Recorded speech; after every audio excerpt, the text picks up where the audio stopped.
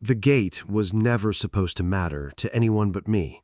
My grandfather set the 2 limestone posts himself in 1971, mixing the concrete by hand because he didn't trust the county to deliver on time.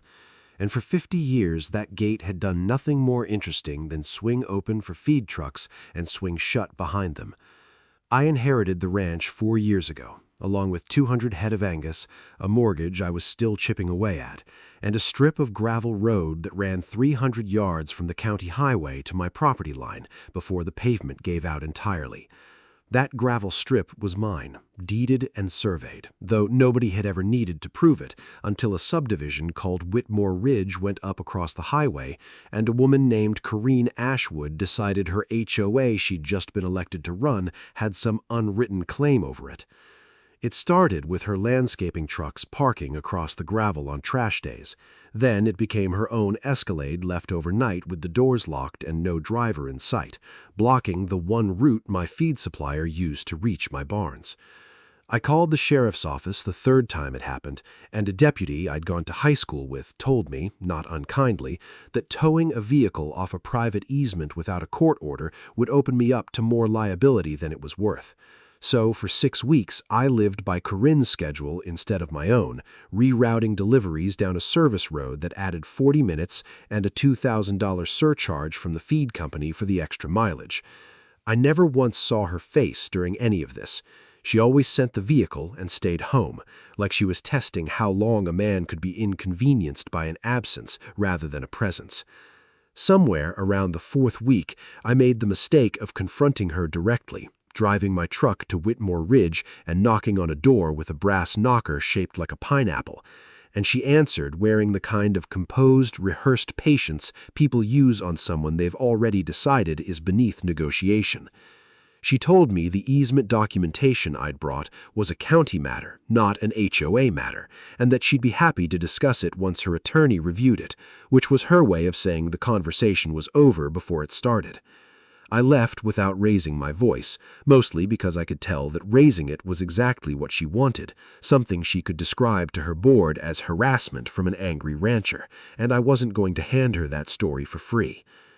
What she didn't know, because I never told a soul in Whitmore Ridge anything about my business, was that I was 6 weeks out from a rebreeding season I couldn't afford to disrupt. Angus cows have a narrow window when they're worth inseminating, and the vet I used came from 2 counties over on a schedule that didn't bend for anyone, least of all a blocked gate. The 3rd time he had to turn his truck around because Corinne's Escalade sat immovable in the gap between my posts. I stopped being a patient man and became something closer to an engineer, which is to say, I stopped reacting and started studying the ground. Here's the part of the story I don't usually get to for a while, because it complicates who the villain is supposed to be.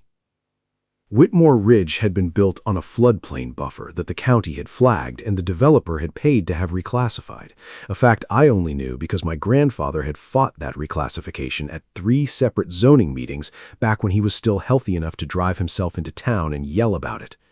He lost. The subdivision went up anyway, built low and wide across ground that used to catch runoff from my upper pasture and hold it until it drained slow into a creek bed a half-mile east. For 11 years, I had cleared the culvert at the base of that pasture every March, mostly out of habit because my grandfather had done it every March of his life, and I liked doing something with my hands that connected me to him. That spring, with Corinne's Escalade parked across my gate for what felt like the 100th morning, I let the culvert fill instead. I didn't dig anything. I didn't redirect a single drop of water that wasn't already trying to go where it went. I just stopped doing the one small maintenance task that had quietly been protecting a subdivision nobody there knew needed protecting. The rain came the way it always does in April, ordinary and unhurried, 3 inches over 9 days, nothing a meteorologist would flag. But without the culvert clear, the water backed up across my property line low and wide instead of draining fast, and it found the lowest point in Whitmore Ridge, which happened to be the cul-de-sac where Corinne lived. Her crawl space started taking on water on the 6th day. By the 9th, her driveway had gone soft enough that her Escalade sank to its axles trying to leave, which meant the vehicle that had spent 6 weeks blocking my gate was now the one thing keeping her trapped in her own flooding driveway, unable to get out for a hose or a pump or even a dry pair of boots. I want to say I felt something clean and satisfying watching that unfold, the kind of ending these stories usually promise. But what actually happened complicated things further.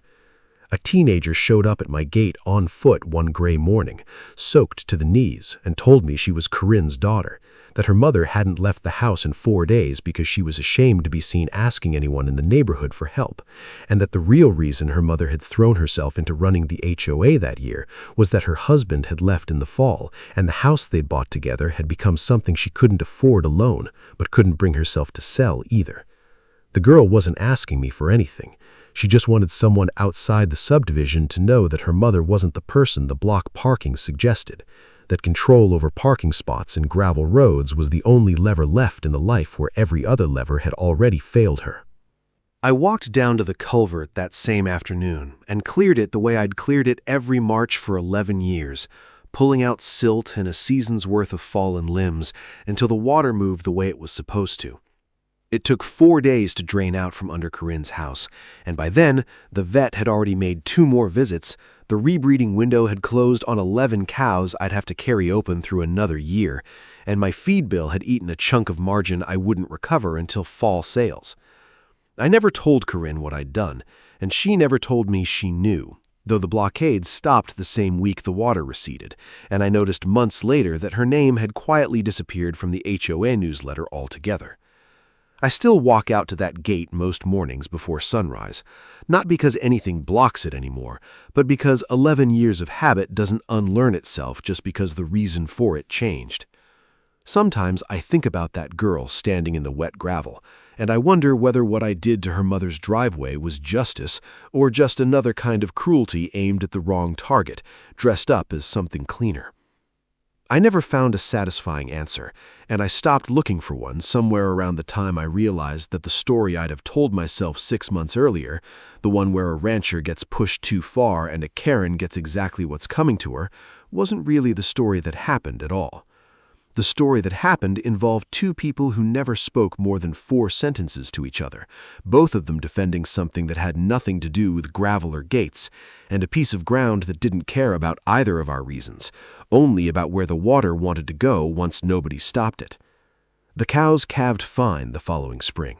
The gates stayed clear, and some nights when the rain comes ordinary and unhurried the way it always does in April, I still walk down to that culvert before I go to bed, just to be sure it's open for reasons that have very little to do with Corinne Ashwood anymore.